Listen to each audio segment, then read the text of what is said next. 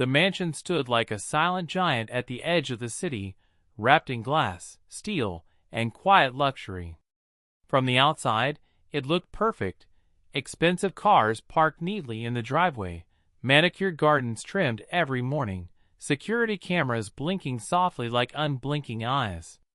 Yet inside those walls lived a man who had everything money could buy and almost nothing money could heal. Ethan Caldwell was one of the youngest self-made billionaires in the country. His name appeared on business magazines, investment podcasts, and award stages. People admired his intelligence, his discipline, his rise from nothing to unimaginable wealth. But no headline ever mentioned the long nights he spent staring at the ceiling, or the echoing silence that followed him through every marble hallway of his home. At 38, Ethan owned companies across continents, but he had failed at the one role he cared about most, being present for his son. 5-year-old Noah Caldwell was the center of Ethan's world, though Ethan rarely admitted it aloud. After Noah's mother passed away from a sudden illness 3 years earlier, the house lost its warmth. Ethan tried to fill the void with toys, tutors, and technology, but grief doesn't respond to money. Noah withdrew into himself, speaking less, smiling only when he thought no one was watching. That's when Grace entered their lives. Grace was hired as a nanny through a private agency. She was in her late 50s, modestly dressed, soft-spoken, and carried an old leather bag that looked far too worn for a house like the Caldwells. At first glance, Ethan almost rejected her application. She didn't look impressive. No flashy certifications. No rehearsed confidence. But Noah had done something unexpected. The moment Grace knelt in front of him and smiled, Noah smiled back. That single moment changed everything.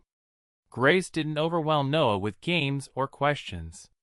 She sat with him quietly. She listened.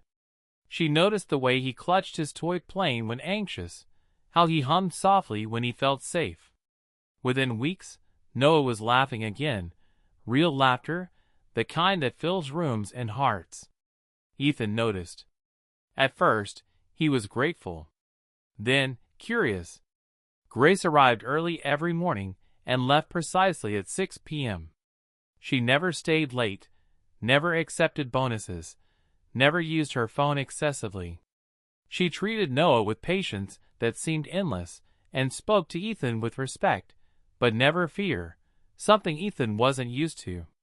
What puzzled him most, though, was where she went every evening.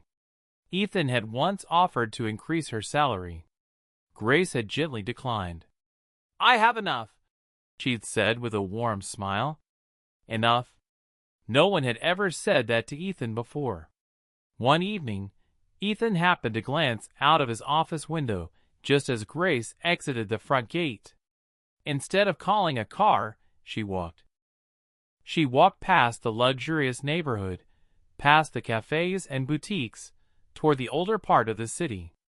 Something stirred inside him. That night, Ethan couldn't sleep.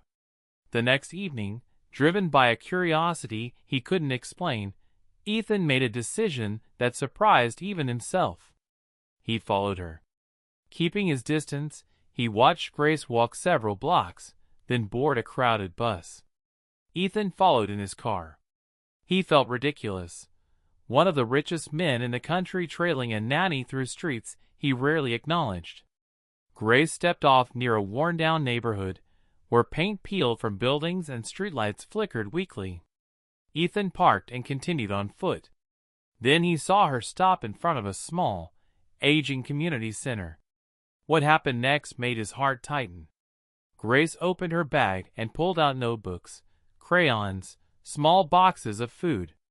Children began running toward her, calling her name with joy. Elderly people waved from benches. A young mother wiped tears from her face as Grace hugged her gently. Grace wasn't just a nanny. She was a lifeline. Ethan stood frozen, watching the woman he paid quietly give everything she had to people who had nothing. She helped children with homework, fed the hungry, listened to the lonely. She laughed with them, prayed with them, cried with them. No cameras. No recognition. No reward. For the first time in years, Ethan felt something crack open inside his chest. And he knew this was only the beginning. Ethan stayed hidden across the street, his expensive coat suddenly feeling out of place in the worn neighborhood. The laughter drifting from the community center was not loud or polished. It was raw, imperfect, alive. The kind of sound money couldn't manufacture. He watched Grace move among the people as if she belonged to them, as if this crumbling building was her true home. She knelt to tie a child's shoelaces, shared a banana with a boy who looked like he hadn't eaten all day, and listened intently to an elderly man whose hands trembled as he spoke. Grace didn't rush. She didn't look at the time. She gave each person something Ethan realized he rarely gave anyone, her full attention. A strange heaviness settled in Ethan's chest. He had spent his life chasing success, believing that wealth would someday give him peace. Yet here was a woman earning a modest salary, walking miles every day, pouring herself out for strangers, and somehow she looked whole. When Grace finally left the center, it was dark. She pulled her shawl tighter around her shoulders and walked slowly toward a small bus stop. Ethan watched her disappear into the night before returning to his car, his thoughts tangled and restless. That night, he dreamed. He dreamed of his son standing alone in a vast room, calling out for someone to hear him.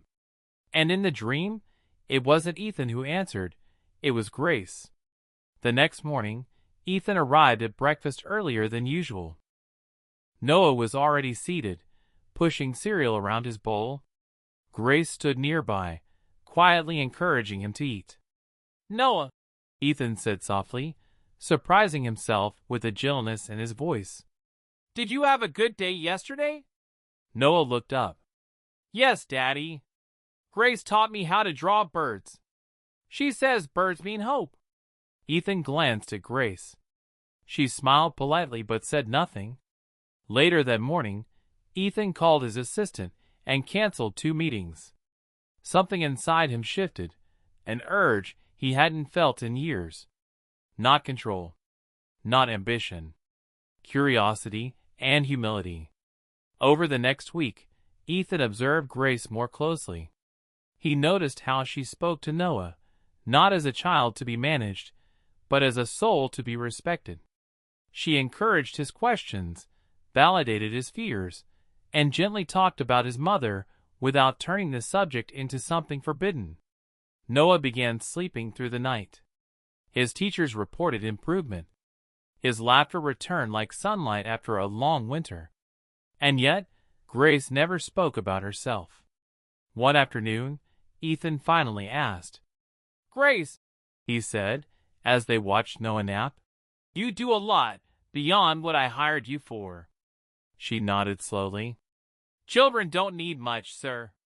They need to feel seen. And after work," he pressed gently, "where do you go?" Grace met his eyes. There was no fear there, only honesty. "I go where I'm needed." That answer stayed with him. The following Friday, Ethan made another decision. This time, he didn't follow from a distance. He went to the community center. When Ethan stepped inside, the room went quiet. His presence was unmistakable. Tailored clothes, polished shoes, confidence shaped by boardrooms and power. People stared. A few children stopped coloring. Grace froze. "Mr. Caldwell?" she whispered. "I'm sorry," Ethan said quickly. "I didn't mean to intrude. I just wanted to understand." Grace studied him for a long moment, then sighed. "You should sit," she said gently. "Understanding takes time." What Ethan learned that evening changed him forever. Grace had once been wealthy too, not in money, but in family. Her husband had been a schoolteacher. Her daughter, a bright young girl who loved music. One tragic accident had taken both of them. Grace lost her home, her savings, her sense of purpose. For a time, she had wanted to disappear from the world. Then she met children like Noah. "I couldn't save my own family," Grace said softly, her voice steady despite the pain beneath it. "But I could love others." Ethan felt tears burn his eyes. He had believed pain made people bitter. Grace had turned hers into kindness. That night, Ethan didn't sleep. He wrote checks. Large ones. He drafted plans. Expansion ideas. Sustainability models. But when he brought them to Grace the next day, she shook her head. "They don't need your money," she said kindly. "They need your presence." Those words hit him harder than any business failure ever had. The next Sunday, Ethan returned, not as a donor, not as a billionaire, but as a volunteer. He sat on the floor with children. He listened. He learned names. He laughed awkwardly, then freely. Noah came too, his small hand wrapped tightly around his father's. And for the first time since his wife's death, Ethan felt something close to peace.